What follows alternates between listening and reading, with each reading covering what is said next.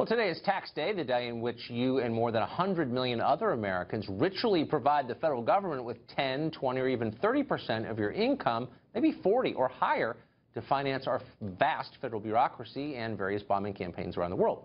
Most people hate tax day, but Caroline Heldman is a big fan. It's hard to find her, but we did. She's a political science professor at Occidental College out in California, and she loves tax day so much she wants to expand it bigly.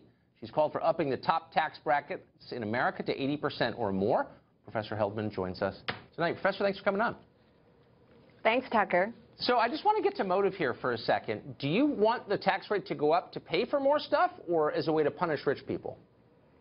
Well, neither of those things. And let's be clear, I'm not talking about taxes for your viewers. I'm talking about taxes for the top 1%, and I'm not even talking about all of their income. I'm talking about the marginal tax rate, the highest rate, which right now is set at $470,000. So I'm talking about wealthy individuals who on $470,000 plus would be taxed at a much higher rate than they are now. And in fact, historically, for example, under Eisenhower and JFK, they were taxed at 91%. Now they're taxed at less than 40%. And this has meant that we've scrimped on the social safety net. We've scrimped on education. There are lots of things that this money could go for. Boy, we spend more on those than almost anyone else in the world. But to answer my question, I mean, you want to buy more stuff. It's not just because you object to the existence of rich people. You're not trying to hurt them. You just want to pay for more stuff. Well, I don't think rich people are held to the same standards as other taxpayers. So I think that there are loopholes in their armies of lawyers and estate planners that allow them to hide their wealth.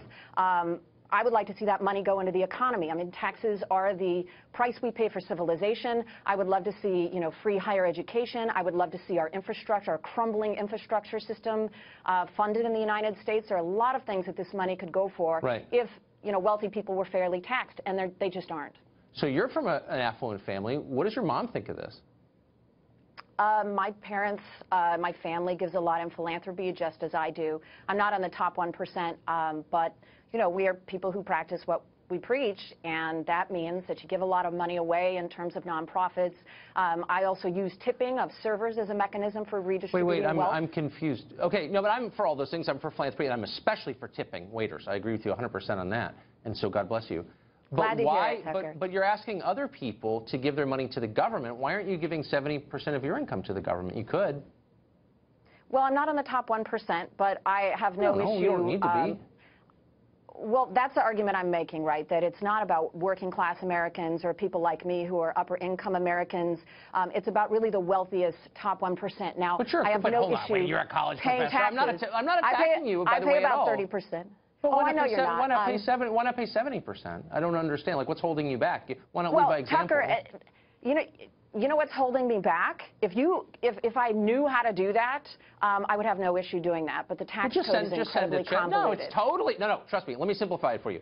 Just write a check, pay your taxes, then figure out what you pay 30%. You said. Just figure out what another 40% of your income would be, and just send it to the U.S. Treasury. Washington, D.C., no zip code required. You know what I do, Tucker? You know what I do instead of that? Because we don't have a fair system of taxation, I write checks to nonprofits that are providing services that the government should be providing. So I write checks to Planned Parenthood. I write checks to nonprofits that provide a safety net for Americans. So it has the same effect. I think you may be, but it doesn't actually. So why not pass a law requiring people to send money to charities that are more effective than the government is? I mean, so you're basically conceding.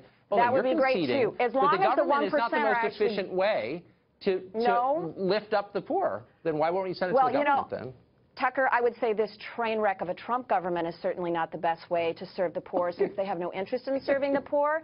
But in general, I think government does a fine job providing the services I'm just asking you to practice what you preach. Let me just ask you one other question here. I do practice what I preach. Well, you don't. You're telling other people to send their money to the government, and you're not. So, like, I'm telling the top 1%. No, Tucker, don't put words in my mouth. I am telling the top 1%. I am saying the government needs to tax them fairly. If we're going to talk about taxation, I actually think I'm taxed pretty fairly. I choose to spend way more than the majority of my income on other people. I choose to do that, but we're not talking about me. We're talking about. Of course, we're not talking about you. You don't want to do it. We're talking about the top 1%. It sounds awful. Tucker, no, you don't get to do this. You don't get to lie. You don't get. No, Tucker, you don't get to put words in my mouth. We're talking about the top 1%. Professor. You're noting the obvious. I'm not on the top 1%. It's not about me. They're the This ones is who are not going an to have to bear the argument burden about but me. not you. Oh, it's not yes, about you. Okay, I get it. yes, It's never yes, about, that's it's the never argument. About the people proposing it. Let me ask you one quick question, though. I understand. It's the marginal tax rate on the top wealthiest There's Americans. a real That's what concern, we're talking I think, about accumulation of wealth at the top. It's probably not good for society. I bet we agree on that. It's not. But it's not about income. It's not about your income taxes. It's about capital gains taxes, taxes on investment, on capital that is working. That's how people get rich. Nobody's making $1 billion from a salary. Are you suggesting raising the capital gains tax rate to 70% too? I am suggesting raising the capital gains tax on the wealthiest 1%. I am suggesting raising the income tax. To what?